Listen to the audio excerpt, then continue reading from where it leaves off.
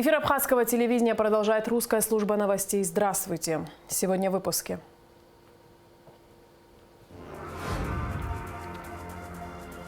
В Сухуми в Центре «Мир без насилия» прошел круглый стол, участники которого обсудили соблюдение прав человека в Абхазии. Уменьшился спрос на сжиженный газ. Почему? В рамках проекта «Возвращение имени» в Доме Москвы в Сухуми состоялся предпремьерный показ фильма.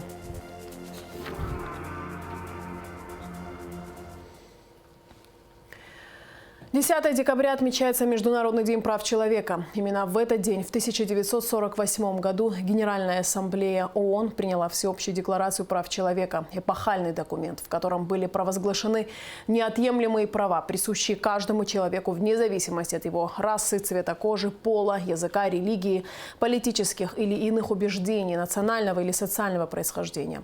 В Сухуми в Центре имени Зураба Ачба «Мир без насилия» прошел круглый стол, участники которого обсудили соблюдение прав человека в Абхазии. Все подробности в репортаже из Смогуланзе.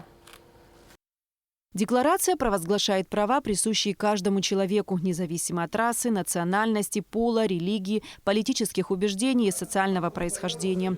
Воспитание правовой грамотности и формирование активной жизненной позиции. С этой целью в образовательном центре имени Зураба Ачба был организован круглый стол с участием студентов исторического и юридического факультета ВАГУ, а также специальности международные отношения. Ежегодно 10 декабря мы всегда отмечали это мероприятие в более широком формате. Однако, к большому сожалению, та эпидемиологическая ситуация, которая сегодня сложилась в Абхазии, не дает нам возможность более расширенно поговорить об этом очень важном документе. Что из этого документа мы берем? Мы берем только те статьи, которые, на наш взгляд, очень важны для нашей жизни, для нашей республики, для нашего народа. Декларация была принята после страшной Второй мировой войны. Тогда лидеры стран признали важность документа, закрепляющего основные принципы международного сообщества. Одним из активистов рабочей группы выступала Элеонора Рузвельт, утверждавшая, что каждый человек должен знать свои права. Принятая декларация стала важнейшим мировым документом. Ее текст переведен на 400 языков и диалектов, что говорит об его универсальности. Первый проект декларации был предложен на рассмотрение в сентябре 1948 года. Над подготовкой окончательного проекта декларации работали более 50 государств-членов. И в резолюции 217А от 10 декабря 1948 года Генеральная ассамблея Организации Объединенных Наций в Париже приняла Всеобщую декларацию прав человека.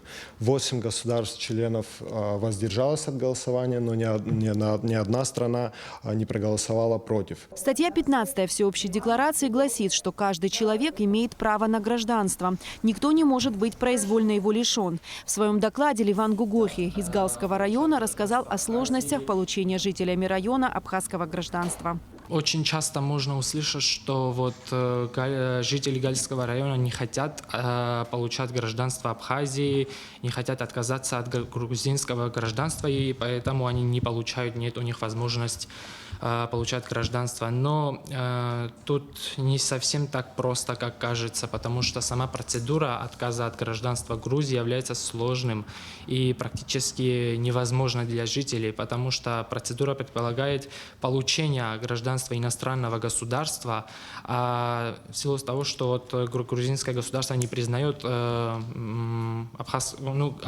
республику Абхазия, они и, естественно, не признают никаких документов, которые выдаются в Абхазии. Согласно 20 статье, каждый человек имеет право на свободу мирных собраний и ассоциаций. Республика Абхазия, являясь демократическим государством, наделяет этим правом своих граждан. Но есть и злоупотребление, говорит Ялса Миканба. Под предлогом выражения нарушения активной гражданской позиции у нас в стране происходит преследование совершенно иных целей, которые образуются в результате действий организаторов данных протестов.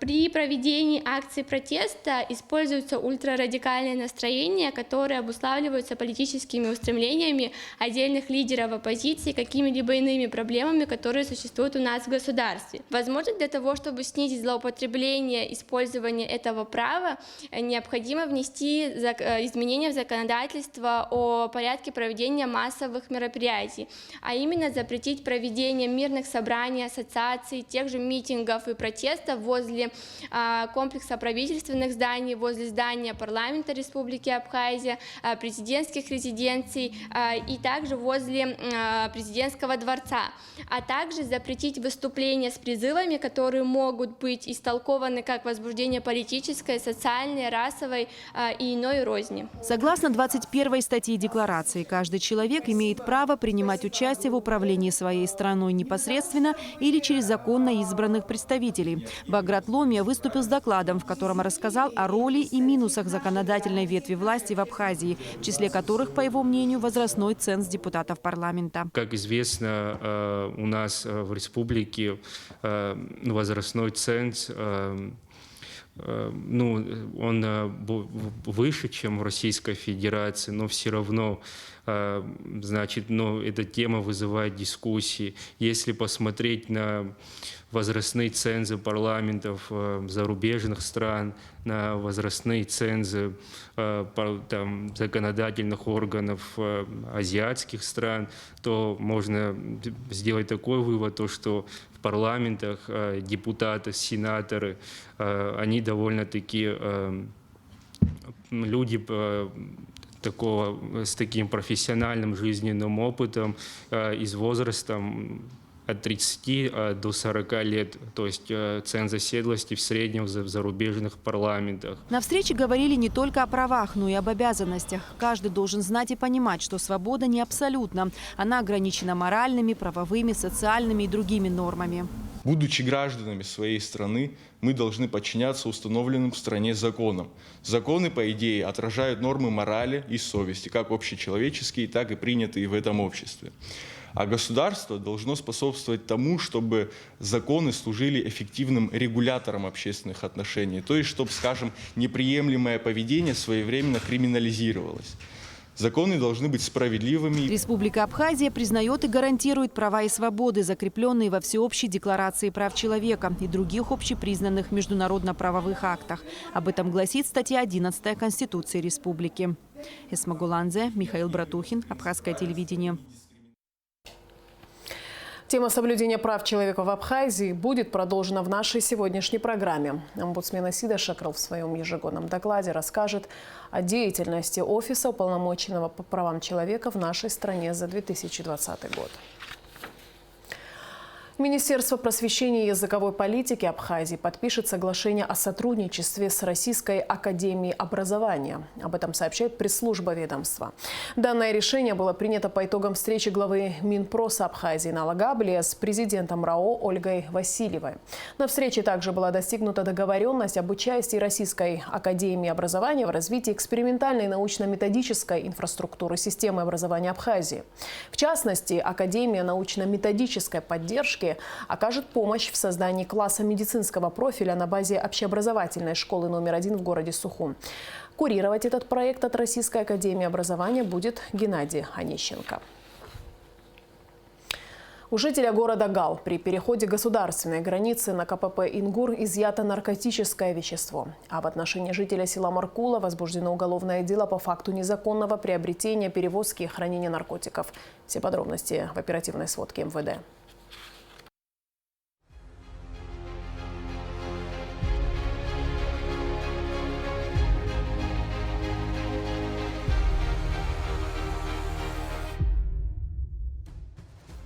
Наркотическое средство в особо крупном размере изъято сотрудниками Управления уголовного розыска МВД совместно с сотрудниками Галского районного отдела внутренних дел у жителя города Гал Эзукбати Мураза Клементьевича, 1968 года рождения. Сотрудники милиции в ходе реализации разрабатываемой оперативной информации задержали Тимураза Эзукба при переходе государственной границы Республики Абхазия на КПП «Ингур».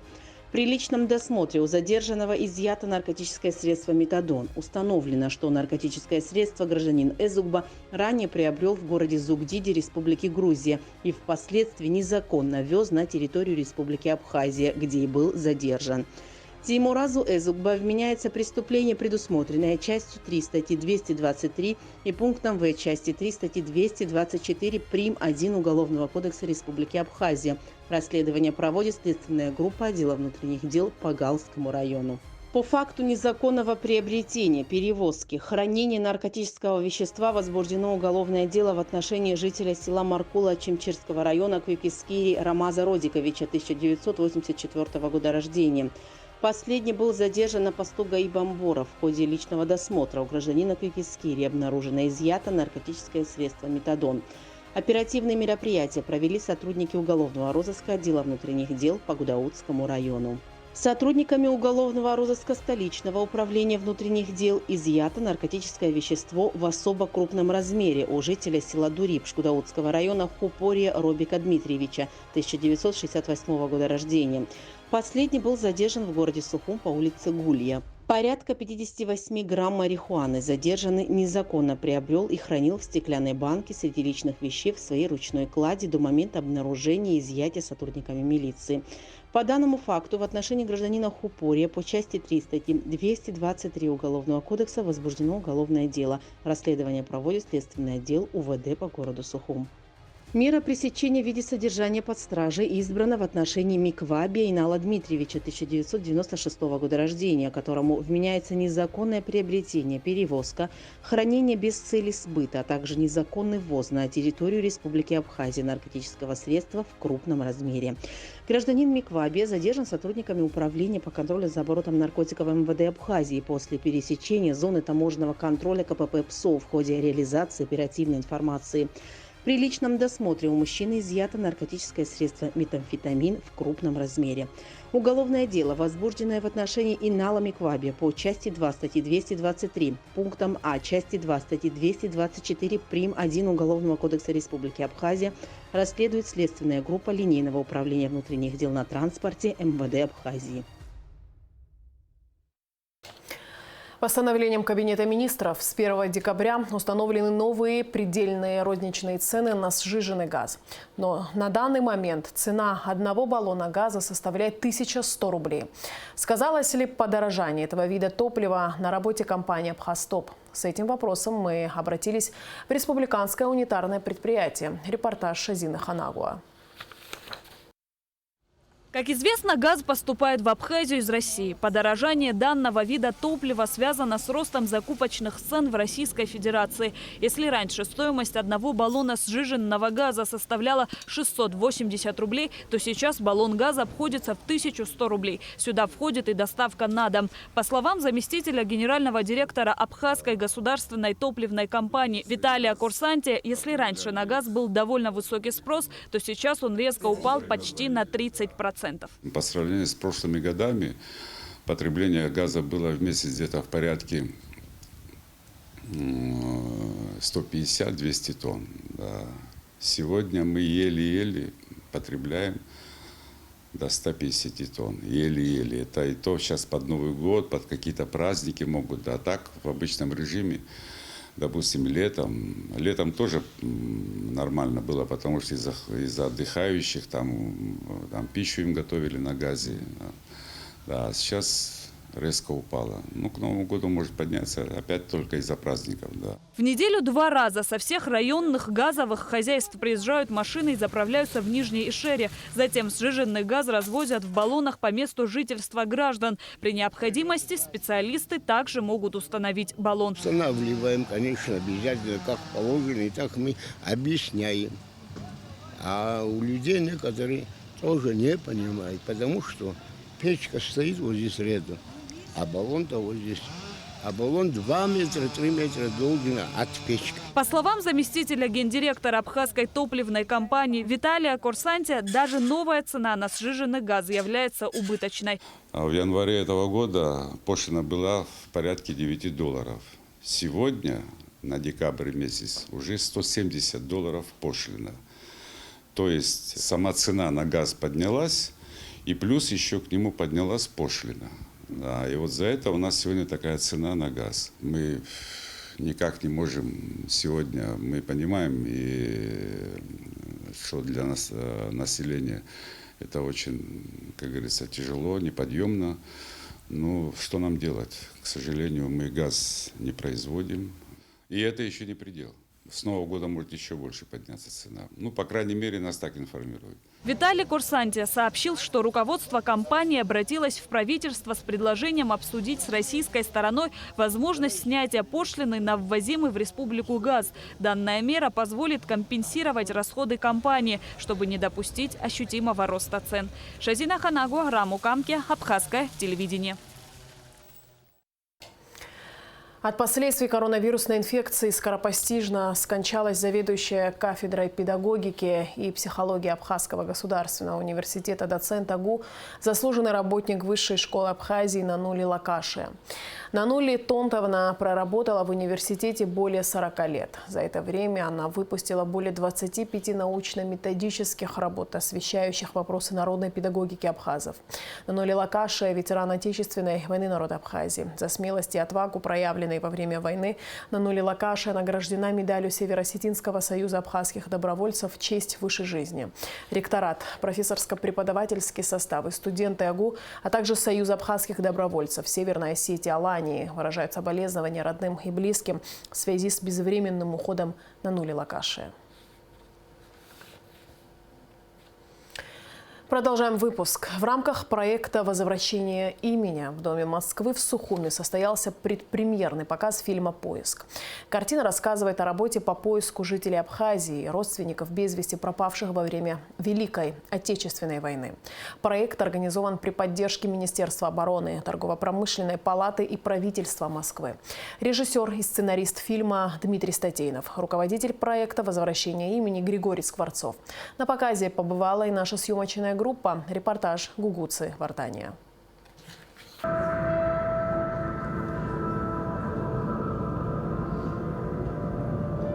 5 букв, охваченных огнем в начале фильма, символичны. Такой же пламенной, яркой и тяжелой была работа по поиску без вести пропавших во время Великой Отечественной войны для всех участников проекта «Возвращение имени». Конечно же, как и создание самой картины, посвященной этому процессу. Слово «поиск» для всех людей, собравшихся на предпремьерном показе фильма, за несколько лет уже стало родным и практически не сходит с уст. Сообщить человеку спустя годы о судьбе его близкого родственника, который ушел защищать родину и не вернулся, очень ответственная миссия.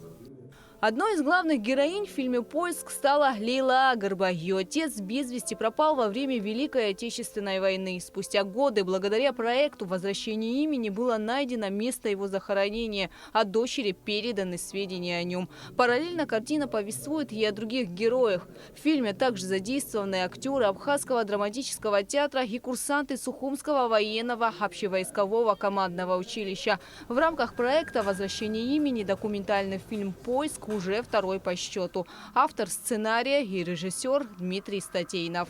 У нас вот эта героиня, которая была в первом фильме, Лейла Агарба, она у нас идет как основная. Мы ее историю расширили. То есть там идут воспоминания, съемки реконструкции у нас было, ее детство, 41 год, когда отец уходил на фронт, все это вспоминает. И основной, конечно, акцент был сделан на поиск, сам процесс поиска, как он происходит. То есть курсанты сидят в Минобороны, собирают списки, потом ездят по селам. То есть процесс идет, когда люди видят курсантов с документами, общаются с ними, уточняют. Потому что у нас были случаи, когда мы просто приезжали, кстати, в фильме тоже этот случай есть в Вакуме, когда человек говорит, нет, это однофамилец, это не мой родственник, то есть имя другое совершенно. И вот это все было очень интересно собирать. Узнать по фотокарточкам лица пропавших без вести родственников, провести параллели, не потерять связь в цепочке событий, а точнее в жизни человека, который ушел защищать родину и не вернулся. Все это кропотливая работа для создателей проекта «Возвращение имени». Она усложнялась и тем, что Абхазия серьезно пострадала во время грузино-абхазской войны. Архивов и баз данных по прописке нет.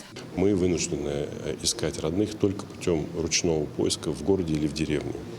Вот это хорошо показано в фильме. Но главное, что мы хотели показать, что Абхазия высокодуховная, культурная страна, в которой чтят и сохраняют традиции. Фильм сложный, высокопрофессиональный, его бюджет почти 700 тысяч рублей, потому что в этот раз мы решили сделать фильм таким, который можно будет показать на кинофестивалях или телеканалах за пределами Абхазии. Финансировала фильм Торгово-промышленная палата, материально-техническую поддержку оказало Министерство обороны и большую помощь, самую главную помощь оказало правительство Москвы.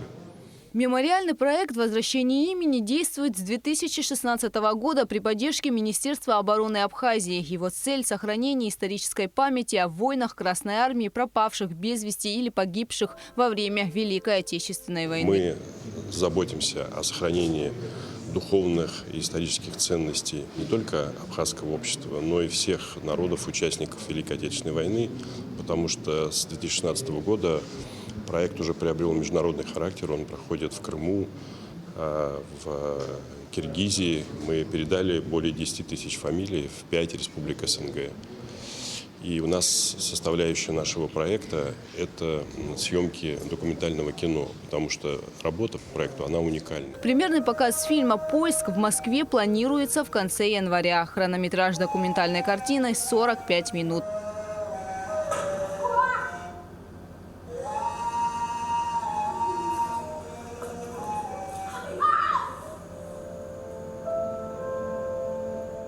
Гугут Савардания, Роберт Ломия, Абхазское телевидение. К 20 декабря на площади Свободы будет установлена главная новогодняя елка страны, где до 15 января будут проводиться различные праздничные мероприятия для жителей и гостей столицы.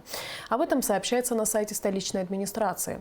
Распоряжением мэра Сухума Беслана Эшева отдел по организации мероприятий и рекламы до 20 декабря должен обеспечить праздничное новогоднее оформление Сухума. Департаменту экономического развития поручено оказать содействие в организации и предоставлении услуг общественного питания на площади Свободы с 15 декабря по 15 января. На площади будут запрещены торговля сувенирами, игрушками, пиротехникой, алкогольной продукцией, а также прокат самокатов, велосипедов, детских паровозов и электрических машинок. А сейчас о погоде.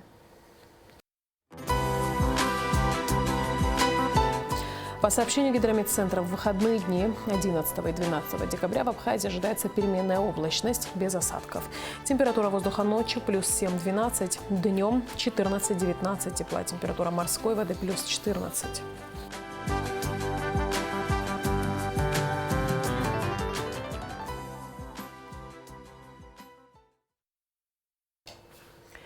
На этом наш выпуск завершен. Всего доброго и до встречи в эфире.